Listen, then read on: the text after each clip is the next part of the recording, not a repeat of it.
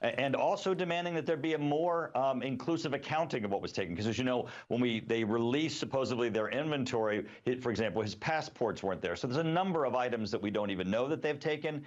This went in court of the court saying their preliminary intent is to grant this special master really does show, once again, a court being very skeptical of what the FBI and the Department of Justice is doing. Donald Trump's request for a special master may have come a little too late. Even so, the Trump-appointed judge overseeing the request made some suspect moves that may raise some concerns. Welcome into TYT's Overruled. I'm legal analyst Adrienne Lawrence. This weekend brought some interesting developments in Donald Trump's request to appoint a special master to oversee review of the documents that the FBI seized from his home.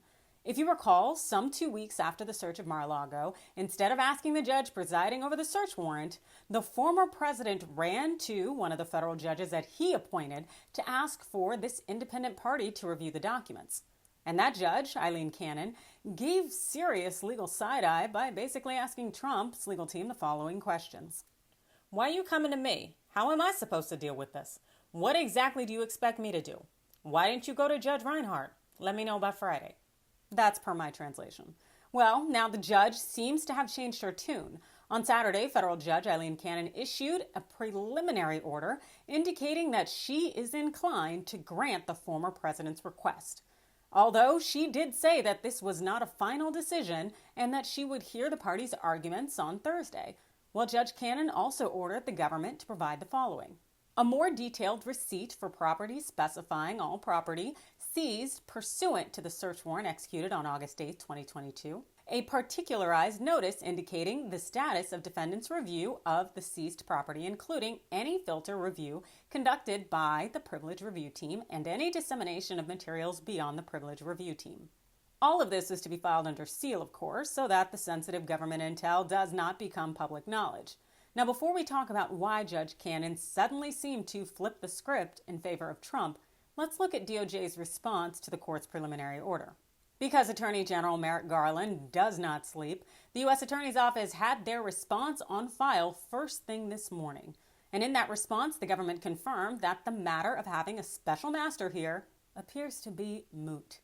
DOJ said this: although the government will provide the court more detail in its forthcoming supplemental filing, the government notes that before the court issued its preliminary order, and in accordance with the judicially authorized search warrants provisions, the privilege review team, as described in paragraphs 81 through 84 of the search warrant affidavit, identified a limited set of materials that potentially contain attorney-client privileged information, completed its review of those materials, and is in the process of following the procedure set forth in paragraph 84 of the search warrant affidavit to address potential privilege disputes, if any.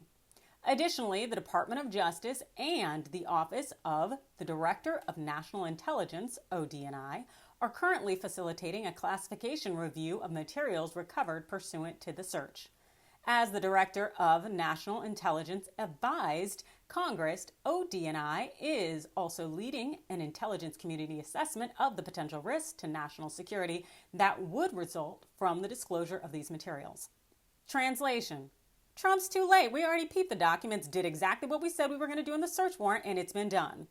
As I previously mentioned, Trump filed this request for a special master some 2 weeks after the search, when it should have been more like 2 hours after the search. And also, it's evident that the former president simply is looking to delay at this point, and that's exactly what having a special master would do here, particularly after the government has already reviewed the documents and segregated those which are potentially privileged. Now, will Judge Cannon recognize this and deny the request? Now, I don't know how Thursday's hearing is going to go down, but I do know that Cannon initially seemed suspect of Trump's request, but suddenly appears to have changed her tune. Now, this could be one of two things. Either the Trump-appointed card-carrying Federalist Society fan is playing teams, as we've seen a lot of Republicans do, or she's concerned that Trump's minions will put her and her family through the same threats of violence that they did the judge who signed the search warrant in the event that she does not do what Trump wants. And that's a reality we can't ignore, nor is it something that our society should have to deal with. But you let me know, what do you think it is? Do you think that this judge is just playing teams, or do you think she's inclined to go ahead and maybe grant Trump's request, even if DOJ has already gone through the documents, simply because she's afraid of the repercussions if she doesn't? You let me know in the comments below, hit that like and follow button, and thanks for watching.